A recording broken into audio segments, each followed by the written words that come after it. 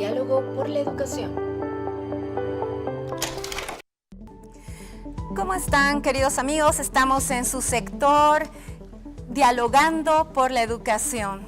Hoy tenemos el gusto de contar con Ademar Poma. Ademar Poma, un miembro muy destacado de la Mesa de Educación Técnica Tecnológica de la campaña boliviana por el derecho a la educación. Ademar es especialista en educación, en gestión de conocimiento y desarrollo.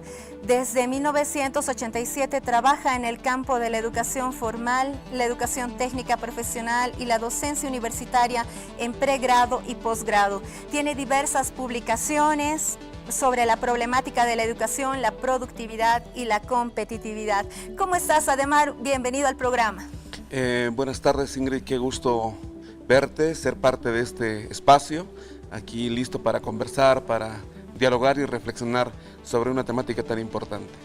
¿Cuál es la importancia de que la educación técnica tecnológica contribuya a erradicar desigualdades sociales, especialmente con las mujeres, por ejemplo? Sí, bueno, la historia es sumamente interesante y evidentemente requiere un análisis.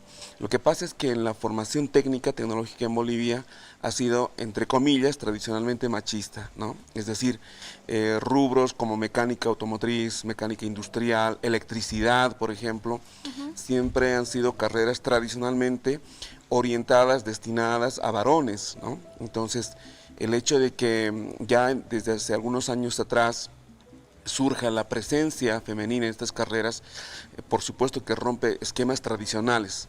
Lo que estoy diciendo es que evidentemente ciertos ámbitos de educación técnica o de la educación en general y particularmente en la educación técnica todavía tienen este enfoque machista, patriarcal, que no necesariamente está relacionado con el tratamiento de la formación técnica, porque lo que yo he visto es que hay muchos centros que han adoptado el enfoque de género. El tema pasa porque vivimos en una sociedad con una cultura todavía machista y eso se expresa en ciertas ocupaciones, en ciertos rubros. Entonces nos cuesta ver mujeres mecánicas, nos cuesta ver mujeres electricistas. Si vamos a la Yungas, aquí cerca, la mayoría de los electricistas empíricos son hombres, quizá todos. Yo no he visto mujeres electricistas o mujeres plomeras ahí. Entonces, ese es un elemento de que todavía en nuestro país, particularmente en nuestra sociedad, hay que trabajar. Hay avances notables en los institutos técnicos y tecnológicos respecto de la incorporación. Yo creo que hay que avanzar más dentro de la perspectiva ya social. Es decir, nosotros como, entre comillas, compradores de servicios de estos técnicos, también debiéramos considerar como un aporte fundamental el rol técnico, tecnológico de una mujer. Muy importante lo que destacas. Creo que la sociedad ahí tiene un importante desafío también y el apoyo a las mujeres, el apoyo de las familias, el apoyo de la política pública también, porque te demanda que las mujeres estén ahora en centros educativos de formación técnica, tecnológica, requiere también nuevas políticas y una nueva mirada también que rompa esas desigualdades. Y bueno, Ademar, entrando ya al tema más conceptual, de la educación técnica tecnológica que en este programa queremos tocar. Estamos en un contexto de amplios desafíos para la tecnología a nivel global y en ese sentido, ¿cuál es la importancia de la educación técnica tecnológica para el país? Bien, la educación técnica desde mi punto de vista tiene una importancia capital, vital, es decir, tenemos que entender a la educación técnica vinculada al desarrollo productivo, competitivo de un país. Si nosotros tenemos bajos niveles de productividad y competitividad, en gran medida tiene que ver con el tipo de formación técnica que nosotros ofrecemos como país. Es decir, ante la pregunta que tú dices, ¿cuál es la importancia? Desde mi punto de vista es capital.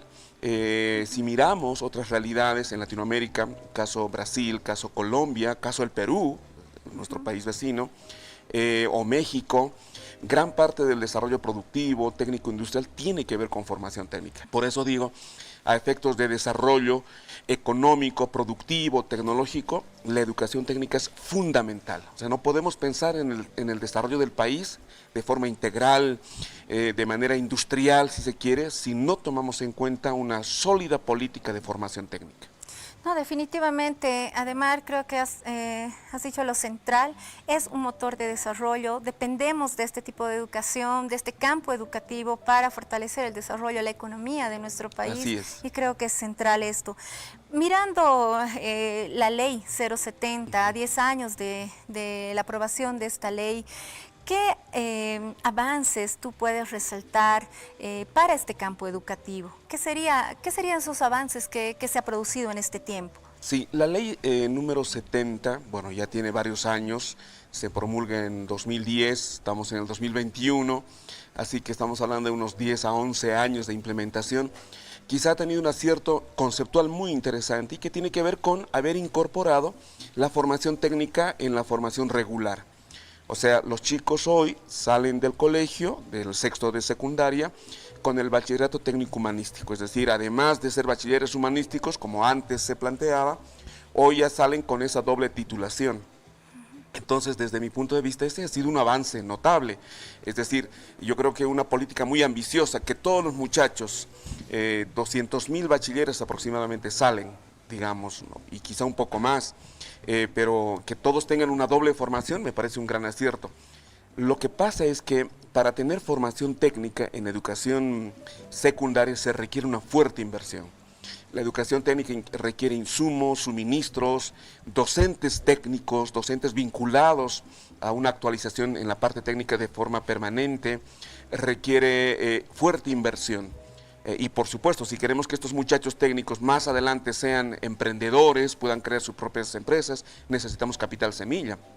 Entonces, quizá entre los puntos débiles, los desafíos en términos de implementación de la ley 070 con relación a educación técnica tiene que ver con la profundización y lo que, bueno, siempre he enfatizado, una educación técnica de calidad. Y para tener una educación técnica de calidad en el sistema educativo requerimos docentes de calidad, infraestructura de calidad, insumos, suministros, equipamiento, y eso implica un gran costo. Entonces, me parece que esos son los puntos que hay que todavía trabajar, fortalecer, profundizar. Exactamente, además creo que son puntos importantes lo que mencionas, el tema de la inversión para la implementación del bachillerato técnico humanístico es central y también ver este tema ligado a un proceso de calidad educativa, una búsqueda constante de calidad educativa. ¿Cuál sería la oferta formativa de la educación técnica tecnológica? Si nos puedes dar un panorama sobre este tema. Bien, ese es un muy buen punto, que tú mencionas, porque a diferencia de otras modalidades o áreas o ámbitos de educación, la educación técnica particularmente por su esencia, por su naturaleza, debiera estar vinculada con la demanda laboral y productiva, con el desarrollo productivo, es más, con un enfoque de prospectiva. ¿Cómo avisoramos nosotros el desarrollo económico del país en los próximos 5 a 10 años? Y a partir de eso generar políticas públicas. El país va a entrar, se habló mucho hace tiempo de la industrialización, del cambio de la matriz productiva, dejar de ser un país que basa su economía en la extracción de materias primas. Está perfecto, pero no lo vamos a poder hacer si nosotros no tomamos en cuenta una oferta formativa en educación técnica que responda justamente a ese enfoque. ¿Qué quiero decir con esto? Que las ofertas técnicas van a tener que responder a esa demanda y por tanto necesitamos ofertas técnicas dúctiles, flexibles, coherentes con esa demanda. No necesitamos ofertas rígidas, no necesitas ofertas que estén 20 o 30 años cuando el mercado laboral va cambiando permanentemente al influjo del desarrollo tecnológico y de un conjunto de aspectos vinculados a los mercados, bueno, nacional e internacional. Esa es la particularidad específicamente de la educación técnica. Entonces, ¿qué es lo que estoy diciendo? Evidentemente, obviamente, debe responder a la demanda, pero también tendría que responder a políticas públicas. ¿Qué quiere el país? ¿Cómo plantea su desarrollo? Y a partir de eso, por supuesto, generar una oferta que responda a esa política pública de desarrollo. ¿Y eso qué significa? Significa que la educación técnica no solo debe estar vinculada desde la perspectiva de gestión con el Ministerio de Educación, sino con el Ministerio de Desarrollo Productivo, el Ministerio de Planificación, el Ministerio de Economía, es decir, varias áreas del Estado que trabajan incidiendo, impactando en desarrollo productivo. Por tanto, la educación técnica tiene que tener un enfoque yo diría, intersectorial. Entonces, este tipo de políticas nos van a decir, esta es la oferta técnica que requerimos. Así es, Ademar, y creo que esto tiene que ver también con muchas de las propuestas que han ido saliendo de la Mesa de Educación Técnica, Tecnológica y Productiva. Así es. Ahí hay temas centrales que destacar. Ademar ha realizado también un diagnóstico para ver el tema de la educación técnica tecnológica en el contexto del modelo educativo, social, comunitario, productivo, y hay elementos que se pueden destacar también de esta propuesta ya política. Ademar, ¿cuáles serían esos elementos? Sí, básicamente, pues ya hemos mencionado uno, una estrecha articulación con la demanda laboral y productiva. ¿Y eso qué significa? Que esa oferta tiene que ser dúctil, hasta yo hablaría de una oferta cíclica, es decir, ¿cuáles son las demandas en los próximos 5 años? Perfecto, respondamos a esa demanda. Luego en los próximos 5 años, y ojo, que eso va cambiando, por eso digo una oferta dúctil, cíclica. Por un lado. Por otro lado, obviamente, actualización de los docentes técnicos, ¿no? Para una oferta de calidad necesitamos profesionales técnicos que manejen muy bien la especialidad. Entonces, por eso es muy importante que haya un diálogo permanente con el mercado laboral. Ese es un tema que requiere que el docente, por supuesto, esté bien formado, actualizado en la parte técnica. Y ahí yo insisto siempre en esta combinación de dos aspectos, el saber pedagógico y el saber técnico disciplinar. No basta solo con saber enseñar bien, también uno tiene que estar actualizado en los aspectos duros de la especialidad para que la formación sea idónea. Definitivamente, Ademar, hay muchos desafíos que enfrentar en esta área, desafíos para las familias, para los estudiantes, para las y los maestros, para las autoridades educativas también, y para todos los actores estratégicos de ese mercado también que va cambiando, que como nos has contado está en constante transformación. Nuestra última pregunta, querido Ademar, nosotros quisiéramos seguir conversando, pero por supuesto seguramente sus hogares lo continuarán haciendo. ¿Qué educación sueñas, Ademar? ¿Cuál es la educación que te imaginas? Bueno, desde lo que hemos conversado ahora, desde mi punto de vista, la educación es un pilar para el desarrollo. O sea, definitivamente no podemos concebir un país desarrollado, inclusivo, un país que apunte a una mejor calidad de vida para sus ciudadanos si no tomamos en cuenta una educación de calidad. Entonces sueño con una educación de calidad en todos los ámbitos, desde todas las dimensiones, buen currículum, buenos materiales, buenos docentes, docentes actualizados, docentes bien pagados, por supuesto, ya en un modelo de gestión para ese sistema educativo adecuado, idóneo, una educación pertinente, inclusiva, pertinente en términos de que esté relacionado con el contexto, con la realidad, que no sea que uno de pronto aprende en un espacio cerrado, entra, sale a la realidad y es otra cosa lo que se solicita ahí. Entonces la gente dice, a mí me han tomado el pelo, lo único que me han dado es un certificado, pero en el mundo real, laboral, otras son las demandas y necesidades para el profesional. Por eso hablo de una educación pertinente. Y por supuesto inclusiva en el sentido de que debe tener también la posibilidad de incorporar a segmentos con alto nivel de vulnerabilidad, ¿no?